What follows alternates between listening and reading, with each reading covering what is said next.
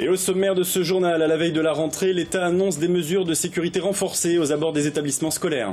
La menace terroriste est, je cite, réelle, installée et diffuse. Conséquence, plus de patrouilles et des attroupements interdits devant les établissements.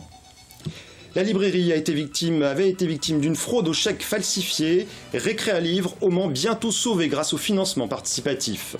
Et puis nous terminerons ce journal au frais à la patinoire du Mans.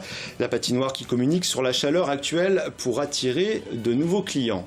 Mon invitée, c'est Elisabeth Sesma. Elle est membre du collectif Benner, un autre avenir.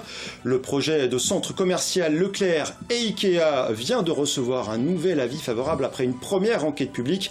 Travail bâclé, s'indigne l'association. 8300, c'est le nombre d'enseignants qui ont fait leur rentrée dans le département ce mercredi. Oui, une rentrée un jour avant celle des élèves, donc cela concerne tous les professeurs, écoles, collèges et lycées. Et déjà, des tensions, cartes scolaires, effectifs surchargés, mais aussi réforme des collèges, des professeurs de collège qui seront en grève le 8 septembre. On écoute Dominique Chaperon, le secrétaire départemental de la FSU.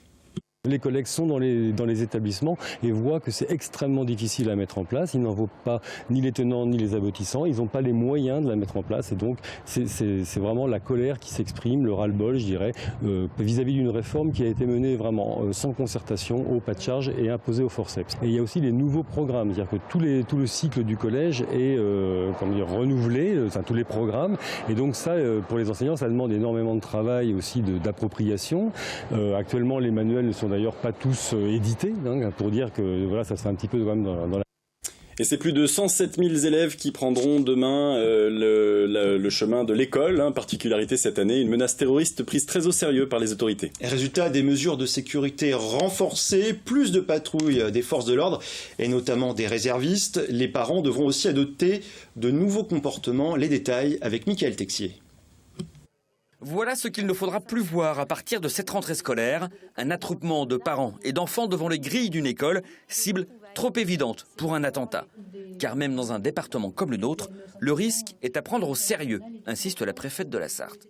La menace, elle est réelle, elle est installée, elle est diffuse parce que les événements de cet été nous ont montré qu'il n'y avait plus de logique et que vous pouvez avoir un élément radicalisé rapidement qui se réclame de Daesh sans jamais avoir été en contact avec lui, mais qui va appliquer les préceptes de Daesh dans une petite école au coin de chez lui. Ça existe. Une menace que plus personne ne doit ignorer, ni les 109 000 élèves sartois qui vont faire leur rentrée, ni le personnel encadrant. Concrètement, des systèmes d'alerte seront élaborés et un nouvel exercice de sécurité nommé intrusion-attentat doit être réalisé par tous les élèves d'ici la Toussaint. Les élèves de 3e recevront par ailleurs tous à minima une formation aux gestes qui sauvent. C'est donc globalement une culture de la gestion des risques qui doit être distillée au sein de l'école. À partir de la rentrée 2016, on demande aux élèves d'éviter des attroupements devant les collèges, devant les lycées, devant les écoles. On fait d'ailleurs la même demande aux parents d'élèves. Et de la même manière, au moment des sorties, on demande aux élèves qu'ils puissent partir le plus vite possible. À l'interne de l'établissement, cette culture doit aussi diffuser vers les élèves et que si un individu ou un colis suspect est présent, qu'ils aient maintenant le réflexe, qui n'est pas traditionnel, de prévenir la vie scolaire, la sécurité, de manière à ce que ce soit pris en compte le plus rapidement possible. De manière plus visible, du barriérage peut apparaître ici et là devant les établissements. Chacun d'entre eux, d'ailleurs, devra être clôturé et des aménagements réalisés. Il ne faut pas non plus imaginer qu'on va barriérer toutes les écoles. Il y a peut-être des choses très simples qui sont de déposer les enfants un peu plus loin quand ils viennent en car, peut-être de barriérer simplement le trottoir pour éviter que les voitures se stationnent. Enfin, il y a des choses aussi, il y a des mesures qui sont simples. On n'est pas à chaque fois sur des millions de travaux. Enfin, pour prévenir les risques, cette semaine, les patrouilles de policiers et gendarmes cibleront en priorité les établissements scolaires. Et on fait le point maintenant sur la contestation contre le projet de centre commercial et d'IKEA à Benner, à Ivry-l'Évêque, avec votre invité, Florent. Oui, bonsoir Elisabeth Sesma. Bonsoir. Alors vous êtes membre du collectif Benner, un autre avenir, et vous êtes en colère. Pourquoi ? Parce qu'un deuxième avis favorable vient d'être rendu après la première enquête publique. En gros, vous dites travail bâclé. En ce qui concerne cette enquête, les mots sont forts. Oui, les mots sont forts, mais sont justifiés parce qu'on a constaté qu'il y a des observations, des critiques que nous avons fournies n'ont pas été regardées en totalité. On a constaté des erreurs. On a constaté des erreurs factuelles de chiffres, hein. Pas forcément, oui, de chiffres d'années, etc. Facilement vérifiables. Oui. Oui. Il y a également sur les 500 pages du rapport, il n'y a que 50 qui sont consacrées à l'analyse de presque 600 observations du public. Par exemple, sur les erreurs factuelles, qu'est-ce que vous avez pu relever ? Il y a par exemple une coulée de boue qui a lieu à Béner en 83. C'était simplement appelé inondation, alors que les gens avaient de la boue dans leur cave. Ça, c'était une. Il y a une pollution par des hydrocarbures de l'huile. Ils disent que c'était en 1984, mais elle a lieu en 2003. Donc ça, concrètement... Etc. Il y a plusieurs erreurs comme ça. Est-ce que vous pensez que ça a un impact direct sur, évidemment, le rapport, mais les décisions futures La coulée de boue, c'est important au sujet des inondations. Ça, c'est un peu le cœur de votre argumentaire, les inondations. Parce que le risque d'inondation... il est accru, contrairement à ce qu'on veut nous faire croire. On dit qu'il y a tellement de précautions qui sont prises. Certes, mais il y a la terre qui va être bitumée sur une très grande surface. Pour qu'on sache bien, c'est en pente. Oui, c'est un site versant. Et ensuite, si jamais il y a des fortes pluies et une pollution, les vannes vont être fermées. Et l'eau va couler à Béner et en bas de Gazanfier. Donc le risque zéro en inondation n'existe pas. Donc toutes les mesures de sécurité ne sont pas prises. Les mesures ne sont pas prises. D'après vous, les mesures, d'après vous et selon vos remarques, en ce qui concerne le risque écologique, est-ce qu'il y en a un encore aujourd'hui ? Un risque écologique, il y a la zone humide, c'est un problème contesté. La décision a été prise un peu facilement, que ce soit pas une zone humide, donc pas à protéger. Ensuite, il y aura, à cause de l'emplacement du site, entre la rocade, la route de Paris, et des quartiers d'habitation, des nuisances importantes, une augmentation des nuisances importantes, pollution, etc., bruit, trafic, etc., qui n'est pas reconnue, ni dans la première enquête, ni dans la deuxième, là. Donc on le voit, vous avez des récriminations à faire. Plus généralement, d'après vous, est-ce que les Sarthois ont besoin d'un équipement commercial et d'un Ikea ? C'est la question. Besoin, je ne pense pas. Il y a la ville du Mans et la région est bien dotée en surface commerciale. Il y a pour tout le monde. Il y a vraiment beaucoup. Il y a des gens qui me l'ont dit, qui venaient d'ailleurs, la région de Nice par exemple, qui m'ont dit qu'il y a largement assez. Mais là, il y a 600 emplois à la clé. Oui, il y a 600 emplois, mais ça c'est au début pour les constructions, pour l'infrastructure. Certes, on a besoin d'emplois, mais ensuite, il y a les nouveaux commerces, les restaurants, mais les autres commerces qui vont péricliter en centre-ville, dans les autres zones commerciales, ils vont licencier du monde. Donc, on ne peut pas dire qu'il y aura à terme... Vous êtes sûr de ça, que des commerces en centre-ville les gens n'auront pas plus d'argent dans le porte-monnaie, ils ne pourront pas le dépenser deux fois. Alors pour vous, quelle forme va prendre la contestation maintenant ? Alors là, après ce rapport, il faut attendre maintenant les arrêtés des maires du Mans et de Ivry-l'Évêque. Ensuite, un avis de la préfecture, ce qui va nous amener à peu près jusqu'au mois de novembre. Et ensuite, on a 2 mois pour faire des recours. Donc c'est là, Oui, c'est maintenant. Oui, on s'y prépare. Vous les préparez ? Oui. Très bien.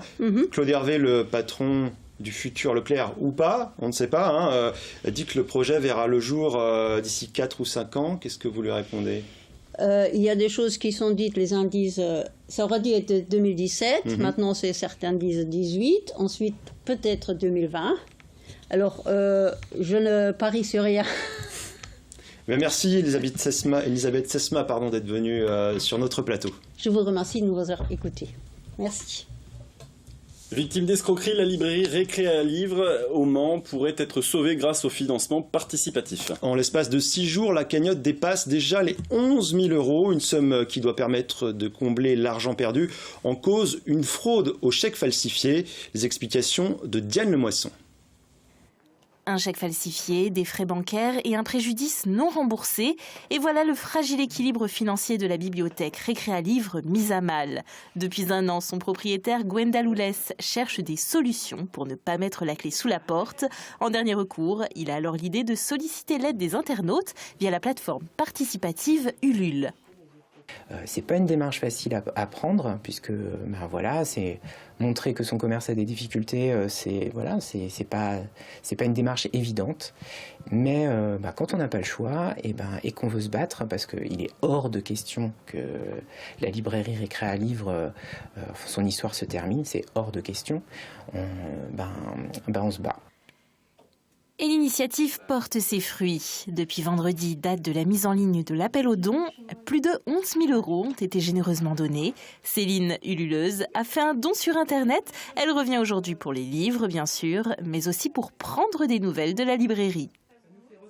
Ils avaient besoin d'un coup de pouce pour continuer sur cette lancée-là, sur ce dynamisme-là. Donc c'est ça qui m'a vraiment poussée à participer, c'est de me dire bon, il faut que des petites librairies comme ça puissent continuer à vivre et à proposer un service différent de ce qu'on voit dans les grandes enseignes, qui n'est pas du tout personnalisé, quoi. Alors, je vais vous demander 51 € et plus 10 pour une contribution. Vous êtes super gentil. Alors. Je pense que c'est vraiment décisif ce qui est en train de se passer. J'en avais pas conscience en mettant en place le Ulule, mais je vois bien qu'aujourd'hui, les gens ils parleront pas de la même façon de Récréalivre. Parce que, en fait, la mise en danger de la librairie, elle a révélé quelque chose, en fait. Un attachement. Et finalement, de ce mal, peut-être qu'il va sortir quelque chose de bien. En attendant, vous avez jusqu'à la fin du mois de septembre pour soutenir la librairie. Rendez-vous sur sa page Facebook ou sur la première page du site ulule.com. À noter que des goodies, des cadeaux à hauteur du don effectué seront offerts aux ululeurs. En bref, nouvelle recrue pour Le Mans FC. Mamoudou Mara, international guinéen de 25 ans, il viendra renforcer la défense du club de CFA2. Passé par Arles-Avignon en Ligue 2, le natif de Conakry était sans contrat depuis un an. Mamoudou Mara est la 9e recrue du Mans FC cet été. C'est un pari osé pour une patinoire ouvrir l'été. C'est ce qu'a choisi City Glass, près de l'université du Maine. Et oui Maxime, par exemple, les structures publiques choisissent de fermer pendant cette période afin de faire des économies de fonctionnement. Eh bien, au Mans, l'ouverture de City Glass, c'est une aubaine pour de nombreux jeunes. Derniers instants d'insouciance au frais avant la rentrée. Laure Girard. Avant d'affronter l'ambiance parfois surchauffée de leur salle de classe, Dorine, 8 ans, et son grand frère Dylan ont décidé de passer leur dernier après-midi de vacances sur la glace. C'est bien quand il fait chaud parce que ça rafraîchit un petit peu, on tombe dans la neige et c'est bien parce que j'adore en faire. Et surtout il fait extrêmement chaud, donc c'est difficile de rester dehors. Donc, on est mieux à la patinoire. Extrêmement mieux. Pour assurer aux patineurs une glace ferme, 30 km de petits tuyaux de refroidissement serpentent sous la piste. Comme dans un frigo, ce système doit être vérifié et dégivré régulièrement. C'est un tapis de petits tuyaux dans lequel circule de l'eau à -7. Alors l'eau qui est à -7, elle ne gèle pas parce que c'est de l'eau plus l'antigène qui tourne comme ça et qui vient des groupes froids, là où des groupes frigidaires, et voilà, et qui passe ici. Donc, comme l'humidité effectivement vient sur le froid, et ça fait du givre. Le système est alimenté par 10 compresseurs situés à l'extérieur du bâtiment. Une machine à fabriquer du froid qui représente le principal poste de dépense de l'entreprise. Ouvrir l'été a donc un coût, sans compter la fréquentation, 5 fois moins importante qu'en hiver. Pour les gérants de City Glass, c'est donc un pari. En revanche, c'est vrai que c'est les meilleurs moments pour patiner. Il y a moins de monde. Il fait frais alors qu'il fait souvent parfois très très chaud.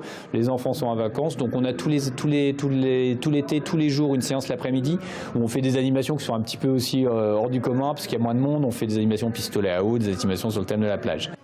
Des animations qui attirent tout de même entre 500 et 800 personnes par semaine durant l'été. Des patineurs en quête de fraîcheur. Ah, de belles images qui nous rafraîchissent, hein, Florent. Ouais, ça fait du bien. C'est la fin de ce journal. Merci de l'avoir suivi. Dans quelques minutes, on se retrouve pour le Face à la Rédac. Avec Anne Beauchef, qui est conseillère régionale des Pays de la Loire, mais aussi représentante locale départementale de Fillon 2017, l'association qui gère le soutien aux futurs hauts candidats à la primaire. Mais avant, ce sera la météo. À tout de suite. 18h15 cette semaine avec la Foire du Mans du 8 au 12 septembre en route vers l'espace.